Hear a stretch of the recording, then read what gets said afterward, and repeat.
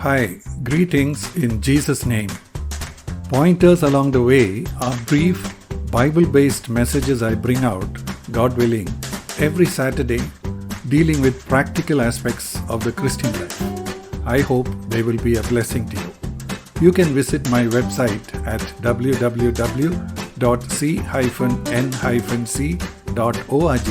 for my articles and books.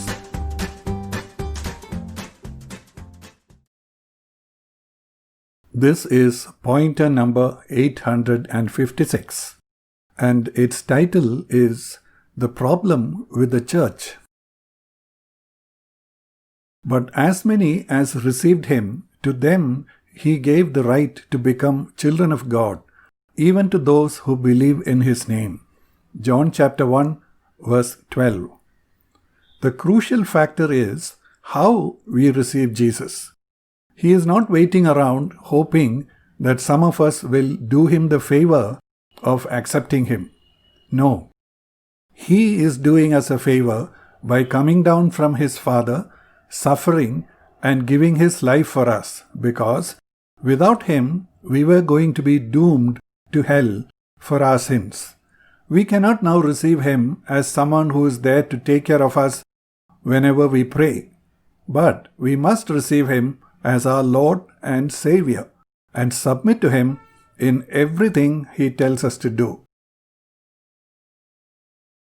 Jesus was himself clear that if we wanted eternal life, we would have to enter through a narrow gate where we would have to turn away from our selfish, sinful life and choose to follow him.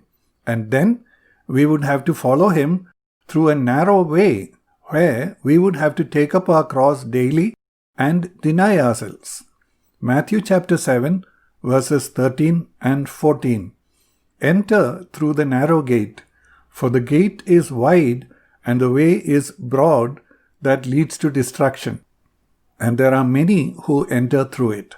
For the gate is small and the way is narrow that leads to life, and there are few who find it. Luke chapter 9, verse 23. And he was saying to them all, if anyone wishes to come after me, he must deny himself and take up his cross daily and follow me. He also clarified that very few would find this way. But Jesus, who is being presented nowadays, is as one who will heal us, make us rich, solve our problems, and come to our aid at our beck and call. He will top it all with a mansion in heaven too.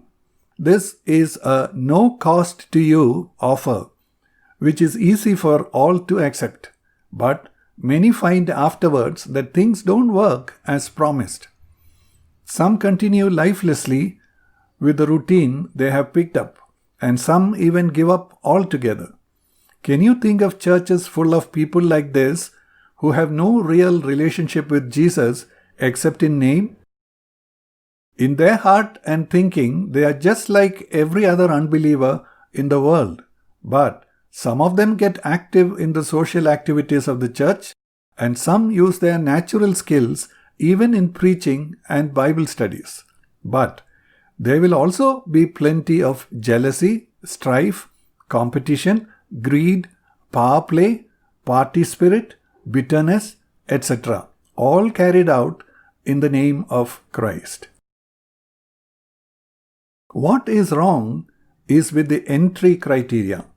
Recruitment policy is unclear and there is no orientation program to follow. All kinds of people enter, and in addition to the chaos that will inevitably follow, there is a teeth-grinding agony waiting for many when they wake up in the wrong place in eternity. Now, it is the responsibility of those who are truly born again and who serve as apostles, prophets, evangelists, pastors, and teachers to do their work properly. It is these people who have the onus of bringing in people properly and training them in the church to function as members of the body of Christ. Ephesians chapter 4, verses 11 and 12. And he gave some as apostles, and some as prophets, and some as evangelists, and some as pastors and teachers, for the equipping of the saints for the work of service, to the building up of the body of Christ. If they keep quiet, God is going to ask about the blood of the sheep they will find on their hands. Ezekiel chapter 33, verse 8. When I say to the wicked, O wicked man, you will surely die, and you do not speak to warn the wicked from his way, that wicked man shall die in his iniquity, but his blood I will require from your hand. It is not just some individuals who have gone astray, but the system itself is corrupt.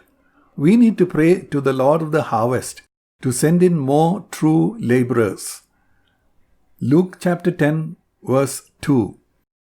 And he was saying to them, the harvest is plentiful, but the laborers are few. Therefore, beseech the Lord of the harvest to send out laborers into his harvest. We must pray for a rekindling of the fire of God to work among his people. But then, each of us must also take up our responsibility.